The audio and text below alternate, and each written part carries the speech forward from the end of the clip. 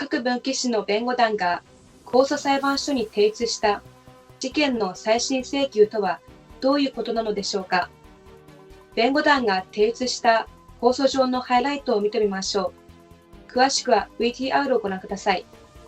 On April 20th, 2023, Judge Annalisa Torres of the Southern District of New York, SDNY, once again denied Mr. Mousesport's bail request, and the court accepted all the baseless charges brought forth by the SDNY prosecutors. On May 4th, 2023, within the statutory time limit, Mr. Guo's lawyer filed a motion of appeal to the United States Court of Appeals for the Second Circuit, which include 39 pages of the main text and 446 pages of exhibits. It is noteworthy that Mr. Guo's lawyer requested a de novo review of the case by the appellate court, as if no judgment had been issued by the lower court. This means that the appellate court should review all the facts and evidence in Mr. Guo's case. This is crucial. Mr. Guo's lawyer requested that the appellate court reverse the original judgment and remand for a new trial, because the SDNY court committed clear errors in reaching the following conclusions. 1. That Mr. Guo posed a serious flight risk. 2. That Mr. Guo posed a serious danger to the community. 3. That the government prosecutors failed to adequately explain on record the extent to which it considered alternatives to Mr. Guo's pre-trial detention, and if applicable, on what basis these alternatives were rejected. And 4. Concluded that there were no conditions or set of conditions that would ensure Mr. Guo's return to court for the safety of the community.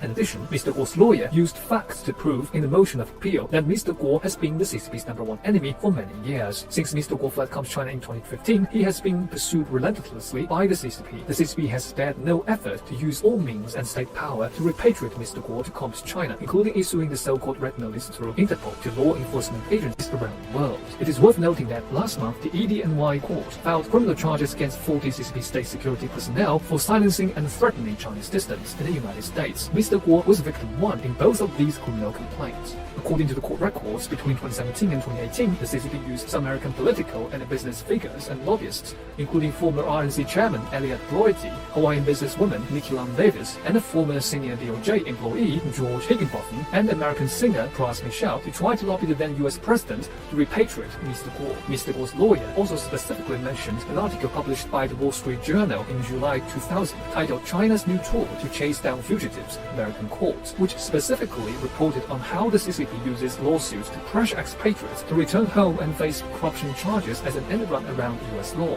The CCP used the same strategy against Mr. Guo by planning and funding the civil litigations in the US that led to his personal bankruptcy. In addition, Mr. Guo's lawyer have questioned the fairness and evidence presented at the hearing in the SDNY. The SDNY should ensure the reliability of the evidence by selectively insisting upon the production of the underlying evidence or evidentiary sources where the accuracy is in question. However, the SDNY did not act in this way, and instead fully accepted the vague, misleading, and incorrect arguments presented by government concerning issues that may have been material to the district court's determination. Assuming that the judges of the appellate court have never heard of Mr. Guo, as long as they are fair and read this 40-page appeal motion and hundreds of pages of court evidence, they will likely make the correct judgment. In addition, according to the application form on the first page of this appeal motion, the SDNY prosecutors have decided to oppose this appeal. Let's wait and see what outcome of Mr. Guo's appeal will be.